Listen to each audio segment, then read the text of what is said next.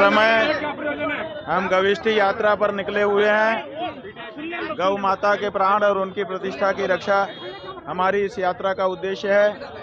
जब हमारे देश के नेताओं ने हमारा वोट लेकर के 78 साल में भी गौ माता की रक्षा का कानून नहीं बनाया तो हमको नेताओं से और पार्टियों से निराशा हो गई और इसीलिए अब हम इस यात्रा के माध्यम से उत्तर प्रदेश के सभी मतदाताओं से संपर्क करने के लिए निकले हैं। सभी 403 विधानसभा क्षेत्रों में जाकर वहां के मतदाताओं से संपर्क कर उनको गौ माता के महात्म्य और उनके मतदान के दुरुपयोग के बारे में सचेत कर रहे हैं और जनता मतदाता एक तरफ से गौ माता की रक्षा के लिए मतदान करने का संकल्प कर रहे हैं। बहुत बड़ा वातावरण खड़ा हो रहा है।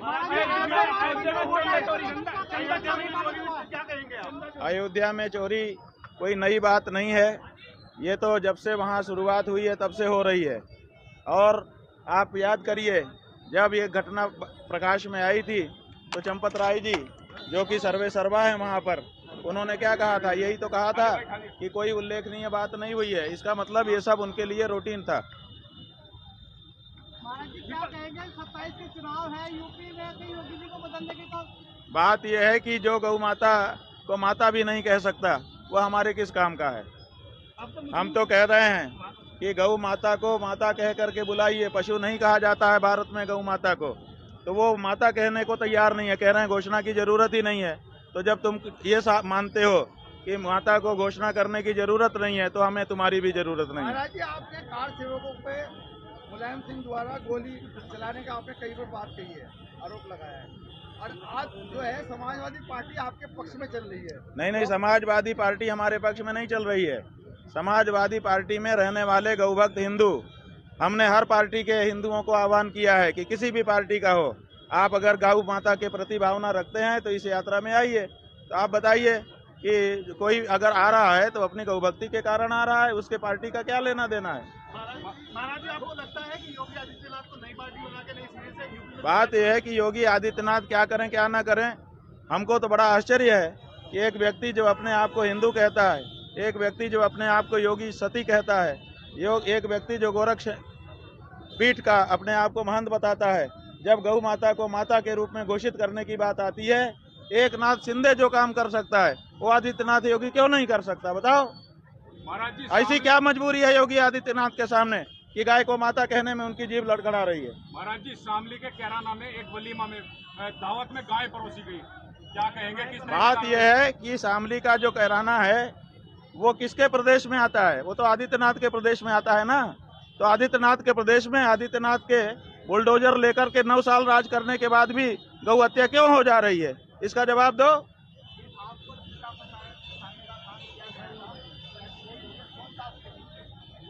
अब ये तो जो सिविल सोसाइटी के लोगों ने इस पे जांच की है, उन्होंने अपनी रिपोर्ट सार्वजनिक की है।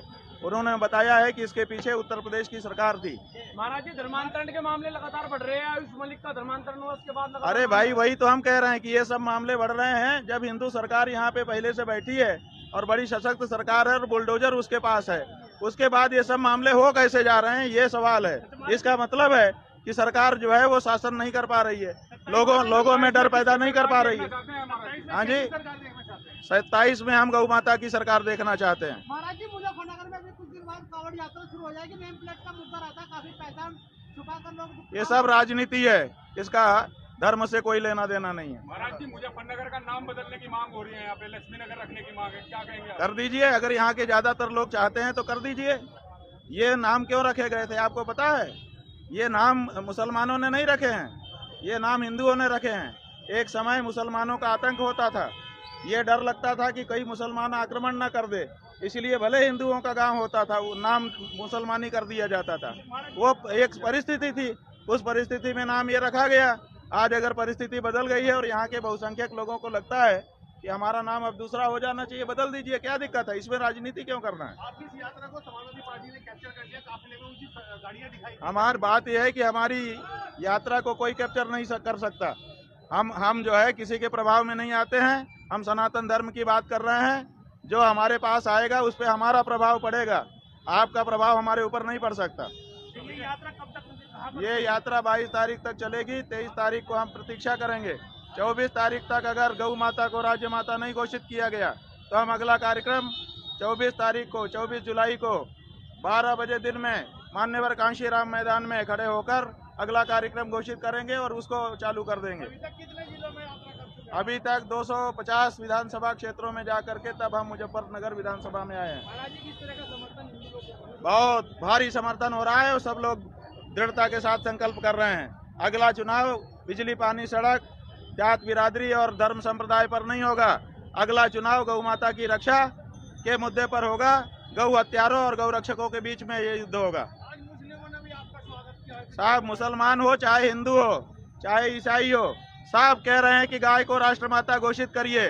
केवल इस समय जो ये नकली हिंदू हैं, ये इन्हीं के मुंह से नहीं निकल रहा है, इसके अलावा पूरा देश बोल रहा है कि गाय को राष्ट्रमाता घोषित करिए।